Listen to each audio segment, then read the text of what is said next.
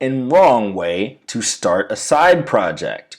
The right and wrong way to start a side project. New path for your life. But first, please allow me to inhale your validation. So, to send said validation my way, subscribe to the YouTube channel. After you subscribe, hit the little notification bell so that you can get more videos.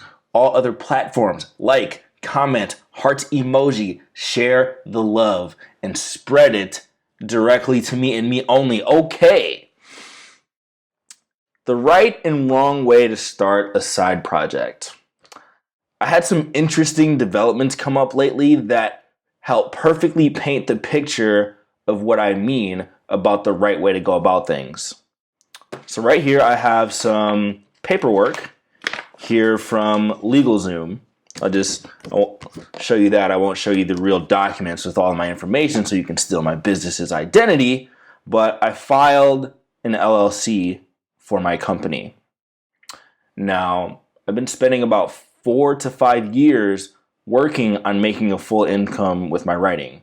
And now I make a full income with my writing, and it is eventually going to lead into a full-blown media company. Like, the talent is there, the productivity is there, the future aspirations are there.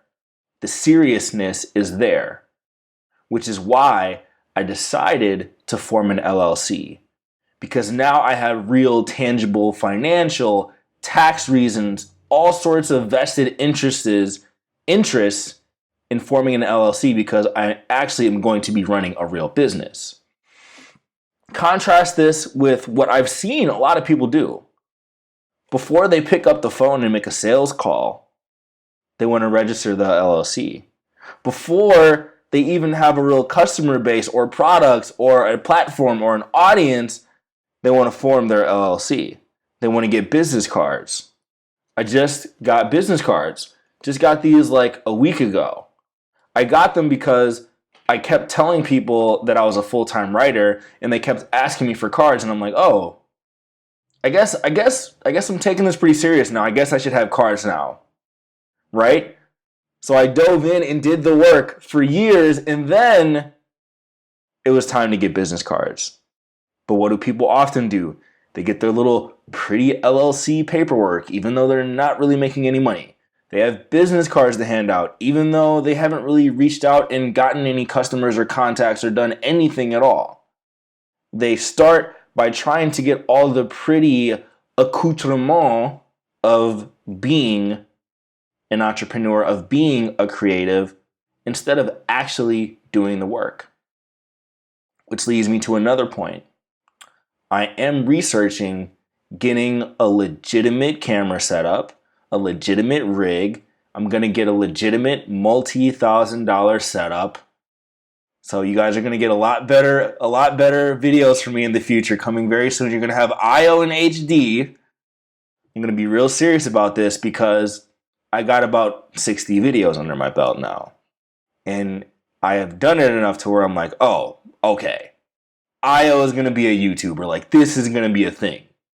So now I'm going to invest into that equipment because I want to make better videos for you. And I wanted to make sure that I was personally invested in doing it before I jumped out and started buying all this fancy equipment.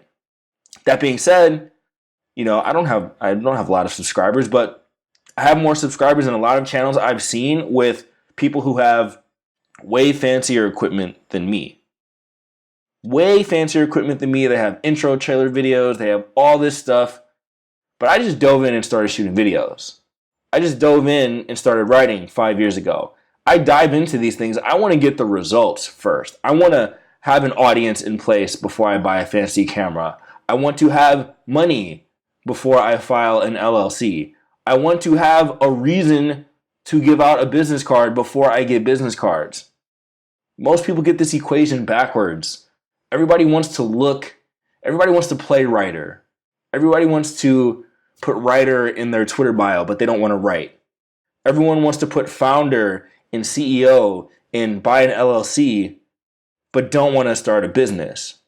Most people want to call themselves YouTubers, and they have like 4 videos on their channel. People have all this glitz and glitter, especially on social media. If you look, according to Twitter, everyone's an entrepreneur. According to Twitter, everyone is a writer. According to Instagram, everyone is a model. Everyone is a photographer. Everyone is a fitness expert. Everyone has something to put in their bio. But who actually does the work? It didn't occur to me to get all the window dressing done until I did the work. You know, I put author in my bio now because I'm in the process of publishing my 3rd book. So yeah, I will call myself an author because I have books. I will call myself a top writer because I am statistically a top writer who has been working at it for years. I just got off of a call with someone who reached out to me to work with me. Freelance gigs come my way. I don't have to scrape and scrounge to find people to work with not because I'm arrogant, because I spent time doing the work. I spent time doing the work, and now I'm attracting the things in my life to make it into a full business. I didn't start out trying to make a full business. Most people say, oh, I'm going to be an entrepreneur and I'm going to be a millionaire and have this company. Like, no, you're not. Almost 100% of the time, when I hear someone talking about starting a $1 million company, I know they're going to fail. You should be talking about finding a single customer. You should not talk about, if I hear a writer saying that they want to become a New York Times bestselling writer and they haven't written anything, I know they are destined to fail. You should be talking about getting your blog. Actually, you shouldn't be talking about anything. You should be writing. You should be doing the action. Austin Kleon has that saying. People want to be the noun, but they don't want to do the verb. They don't want to write. They want to be writers. They don't want to operate a business. They want to be business owners. Being a business owner involves having customers. It involves promoting yourself to acquire said customers. So until that point, no matter how many LLCs you buy, no matter how many logos you draw up, no matter how many websites, business cards, and social media handles you have, you do not have a business if someone is not paying you money for services or products. You do not have an audience if your writing is kept to a journal or a blog that no one visits, or that you don't write at all. So your side project is supposed to start out as a hobby, as an experiment, and take your eyes off of the prize. I keep talking about this. Everyone is so worried about money. Everyone is so worried about looking like they have the goods. Just do it. Just actually go out there and take these steps that are required of you to begin a successful side project. How many aspiring writers out there? How many videos are you going to have to watch from me before you sign up for the Medium account like I told you? People who want to be freelancers, how many videos are you going to have to watch before you go on LinkedIn that is filled with prospective buyers that you could pitch for free? How many videos are you going to have to watch before you do that?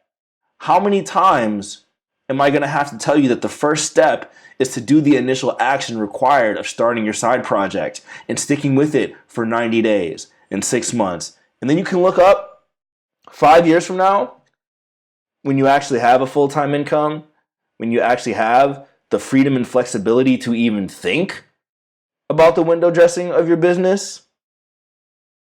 Get to that point. Do the work. It's much better to think about this stuff retrospectively than create this imaginary company and audience in your head that will never come to fruition because you do not do the work. Okay, You 2.0 is the name of the book that I did the work to create. Go and buy that. Subscribe to the channel. Love me. I will see you next time.